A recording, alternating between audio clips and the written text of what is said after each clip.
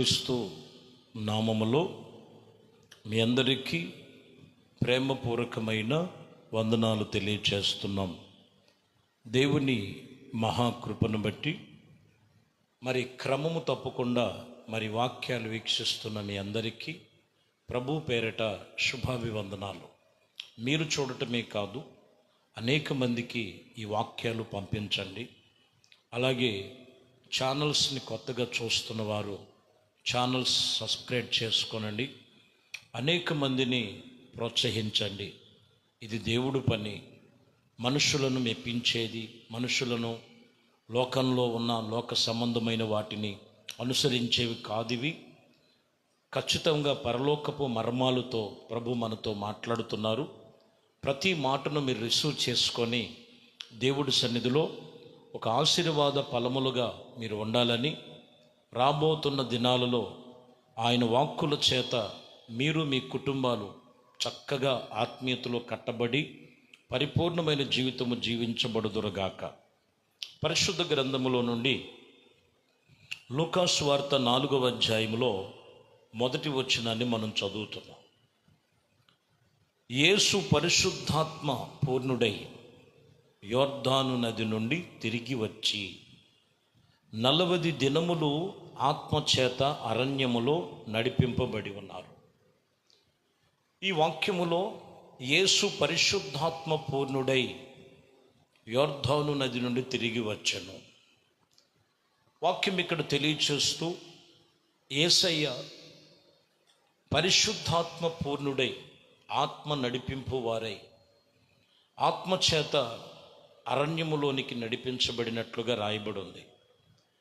ఈరోజు దేవుని సేవ చేస్తున్నాం అని కొందరు, అలాగే సంఘానికి వెళుతున్నాం అని కొందరు చాలా జాగ్రత్తగా మనము సరిచేసుకోవలసిన సమయాలు. ఆత్మ లేనివాడు నా వాడు కాదని ప్రభు చెప్తున్నాడు. ప్రభు సన్నిధిలో నీ పరిచర్య ఆత్మపూర్ణముగా ఉన్నదా? వాక్యం చెప్తున్న మాట ఇది బలము చేత కాదు, శక్తి చేత కాదు, ఆత్మ చేత మాత్రమే సాధ్యం. పరిచర్య కావచ్చు, సంఘములో వెళుతున్నటువంటి వారు కావచ్చు, ఆత్మ యొక్క నడిపింపు క్రింద వారు ఉండాలి. ఆత్మ యొక్క నడిపింపు క్రింద ఉంటే ఆ పరిచర్య, ఆ సంఘము, దేవుడు ఆత్మకార్యములు చవి చూస్తారు. ఇక్కడ అదే యేసుక్రీస్తు వారు కూడా యోర్దాను నదిలో బాప్టిజం పొంది ఆత్మపూర్ణుడుగా ఆయన అరణ్యములోనికి కొనిపోబడినట్లు ఆ 40 రాత్రింబగళ్ళు కూడా అపవాదిని జయించి ఆయన చేయదలిసినటువంటి నూతన నిబంధనలన్నీ కూడా నెరవేర్పు జరగటానికి ఆయన ముగించినట్లు మనం చూస్తాం. ఈరోజు మనం చేస్తున్నటువంటి ఆత్మీయ జీవితంలో ఆత్మచేత కార్యములే అవి నిలిచి ఉంటాయి. అది ఆత్మపూర్ణులుగా జీవించే జీవిత విధానాలు కావాలి. కొందరు ప్రభు నొద్దకు వస్తున్నారు, ప్రార్థన చేస్తున్నారు, వారికి నచ్చినట్లుగా తిరిగి మరల లోకంలో పడిపోతున్నారు. అందుకని ఈ సమయంలో పేతురు భక్తుడు అంటాడు, మొదటి పేతురు రాసిన పత్రిక 4వ అధ్యాయం 3వ వచనంలో, మనము పోకిరీ చేష్టాలు, దురాశలు, మద్యపానము, అల్లరితో కూడిన ఆటపాటలు, తాగుబోతు విందులు, చెయ్యదగని విగ్రహ పూజలు మొదలైన వాటి యందు నడుచుకున్న అన్యజనుల ఇష్టమును నెరవేర్చుటకును గతించిన కాలమిక చాలు చాలు. అది చాలిక. వీటిలో ఏదైనాను ఉన్న ఆత్మపూర్ణమైనటువంటి నడిపింపులు లేరు. వీళ్ళు ఆత్మ చేసే కార్యాలు వీళ్ళు పొందుకోలేరు. ఆత్మ వలన వచ్చేటువంటి ప్రతి ఆశీర్వాద ఫలాలు వీరు పొందుకోలేరు. వీటిలో ఏ ఒక్కటి కూడా ఉండకూడదు. ఆత్మపూర్ణులుగా ఉండవలసినటువంటి తీసుకోవలసిన జాగ్రత్తలు ఇక్కడ పేతురు పత్రికలో రాయబడిన మాట వీటి విషయములో మీరు వాటిని చంపి ఆత్మ విషయములో మీరు జీవించేవారై ఉండాలి. కొరింథీ సంఘానికి కూడా చెప్తారు. 2 కొరింథీలకు రాసిన పత్రిక 6వ అధ్యాయము 17వ వచనం, కావున మీరు వారి మధ్యలో నుండి బయలు వెల్లుడి, ప్రత్యేకముగా ఉండుడి, అపవిత్రమైన దానిని ముట్టకుడి, ప్రభు చెప్పుచున్నాడు. ఎక్కడ పడితే అక్కడ, ఎలా పడితే అలాగా ప్రవర్తించేది కాదు. ఇది పరిశుద్ధులకు తగినది కాదు. అది అక్కడ సంఘానికి చెప్తున్నటువంటి మాట, ఈరోజు మనతో మాట్లాడుతున్న మాటలు. కావున మీరు ప్రత్యేకముగా వారి మధ్యలో నుండి బయలు వెల్లుడి, ప్రత్యేకముగా ఉండండి. ఒక ప్రత్యేకముగా నీకనేది ఒక ప్రార్థన అనుభవం, నీకనేది ఒక పరిశుద్ధమైన అనుభవం, నీకనేది ఒక ఆత్మ నడిపింపు, నీకనేది దేవుని వాక్యమును చేత నడిచే విధానమును నువ్వు నడుచుకోగలిగితే నువ్వు చేసే ప్రతి ఒక్కటి ఆత్మ చేత ప్రతి కార్యములు నువ్వు చూడగలుగుతావు.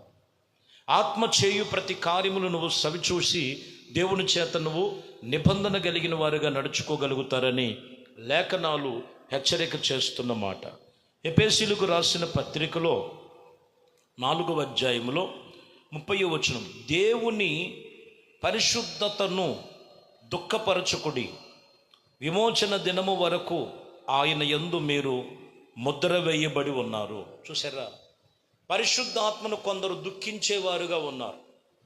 ఈ దుఃఖించే దాఖలాలు ఎక్కడి నుంచి వస్తాయంటే, చూడకూడని చూడటం, ప్రభువుని నమ్ముకొని తిరిగి మరలా లోక సంబంధముగా, శరీర సంబంధముగా ఏదో ఒక దానికి బానిసైపోయి, ఏదో మత్తుకు బానిసైపోయి, శరీరేచ్ఛలకు బానిసైపోయి, అల్లరితో కూడిన వాటికి బానిసైపోయి, వాక్యం ఇక్కడ చెప్తున్న మాట ఏమై ఉన్నదంటే, దేవుని పరిశుద్ధాత్మను మరలా మీరు దుఃఖపరచుకుడి, విమోచన దినము వరకు కూడా మీరు ఆయన యందు ముద్రించి ఉన్నారు. జాగ్రత్తగా రక్షణ భద్రం కాపాడుకోవాలి, భద్రం చేసుకోవాలి.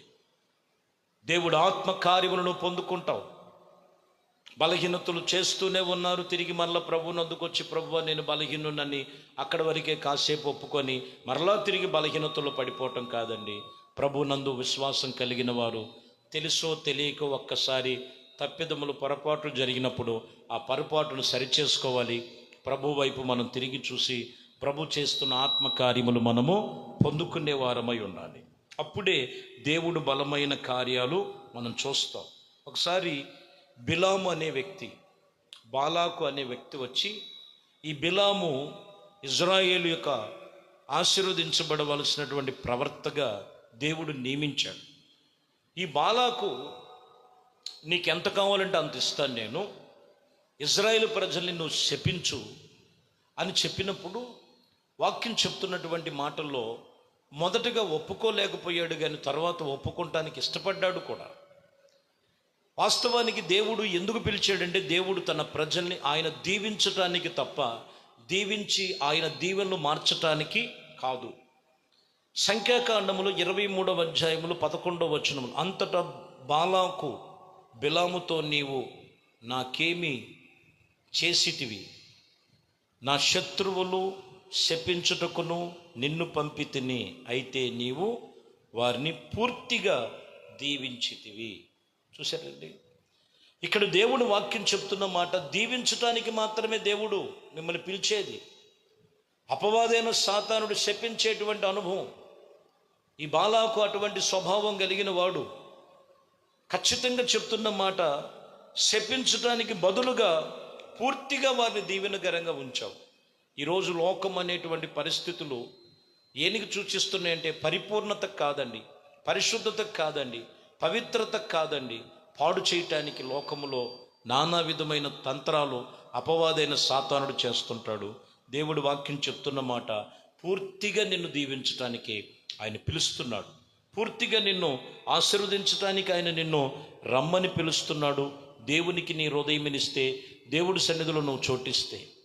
ఎందుకనంటే, మొదటి అధ్యాయములో, ఎఫెసీయులకు రాసిన పత్రికలో 1వ అధ్యాయములో 13వ వచనం, మీరు సత్యవాక్యమును అనగా రక్షణ సువార్త విని క్రీస్తునందు విశ్వాసం వాగ్దానము చేయబడిన ఆత్మ చేత ముద్రించబడి ఉన్నారు. దేనికోసం ముద్రించారో తెలుసా? మిమ్మల్ని సత్యవాక్యమును అనుసరించటంలో, రక్షణ సువార్త విని క్రీస్తునందు విశ్వాసము కలిగి ఉండటానికి దేవుడు మిమ్మల్ని ముద్రించాడు. ఆయన ఆత్మచేత ముద్రించాడు. ఆయన ఆత్మచేత ముద్రించాడు. వాక్యము విని, వాక్యానికి లోబడని వల్లలారా, వాక్యానికి లోబడాలి, వాక్యానికి చోటివ్వాలి. ఆ వాక్యము నీతో మాట్లాడుతున్న మాటలు దేవుడు నిన్ను ఆత్మచేత ముద్రించాడు. ఎవరైతే ఆ మాటకు లోబడి ఉంటారో దేవుడు వారి మధ్యలో ఆత్మ కార్యములు, వారు ఆత్మపూర్ణులుగా దేవుడి సన్నిధిలో ఆశీర్వాద ఫలాలు చూడగలుగుతారు. దేవుడు లేఖనాలు తెలియచేస్తున్న మాట. కాబట్టి ప్రియమైన దేవుని బిడ్డలారా, ఈరోజు నీ పరిచర్య కావచ్చు, సంఘముల విశ్వాసిగా కావచ్చు, దేవుని పనిలో నువ్వు ఏ పాత్రగా ఉన్నా కానీ ముందు నువ్వు ఆత్మపూర్ణుడుగా నువ్వు ఉన్నావా? ఆత్మపూర్ణుడుగా ఉన్నావా? ఇంకా శరీరేచ్ఛలే ఉన్నాయా? శరీర బలహీనతలు ఉన్నాయా? లోపము కలిగి లోకం వైపు చూస్తున్నావా? దేవుడి వైపు నువ్వు చూడు. చివరిగా చెప్తున్న మాట, ఇదిగో సువార్త వాక్యము విని నువ్వు లోబడాలి. పరిశుద్ధతలు నువ్వు కాపాడుకోగలిగితే నిన్ను ఆత్మచేత ప్రభు ముద్రించి, ఆయన కృపలో నిన్ను స్థిరపరిచి నడిపించి ఆయన ముద్రించి ఉన్నాడు. కాబట్టి ఈ వాక్యం వింటున్న నీవు ఈ ప్రార్థనలో ఏకీభించు. ఎక్కడ ఆత్మకు దూరముగాను, యేసు క్రీస్తు ఇక ఆత్మను ఎక్కడ దుఃఖించిన అనుభవాల్లో ఉన్నారో ఒకసారి తీర్మానం చేసి ప్రార్థన చేద్దాం. పరిశుద్ధుడైన తండ్రి, దయగలిగిన మా ప్రభువా, మీ శ్రేష్టమైన అతి పరిశుద్ధ నామమును బట్టి మీకు స్తోత్రాలు చెల్లిస్తున్నాం. మీ కృపా దయా సంకల్పమును బట్టి ఇదిగోనైనా ఆత్మపూర్ణులుగా ప్రతి ఒక్కరిని మీరు లేవనెత్తండి. ఆత్మపూర్ణమైనటువంటి పరిచర్య, ఆత్మపూర్ణమైనటువంటి విశ్వాస జీవితం, ఆత్మపూర్ణమైనటువంటి సంఘం, ఆత్మపూర్వకమైనటువంటి నడిపింపు ప్రతి ఒక్కరిలో కలుగు చేసి శరీర క్రియలు యేసు నామములో లయమైపోవునుగాక. విరోధమైనవి యేసు నామములు లయమైపోవునుగాక. బలహీనమైనవి యేసు నామములు లయమైపోవునుగాక. ఆత్మచేత ప్రతి కార్యములు యేసు నామములు జరుగునుగాక. మీ కృప వెంబడి కృపలో స్థిరపరచమని నజరేయుడైన యేసుక్రీస్తు నామములో ప్రార్థించి వేడుకొనుచున్నాము తండ్రి. ఆమేన్. ప్రభు మిమ్మల్ని దీవించి ఆశీర్వదించునుగాక. ఆమేన్.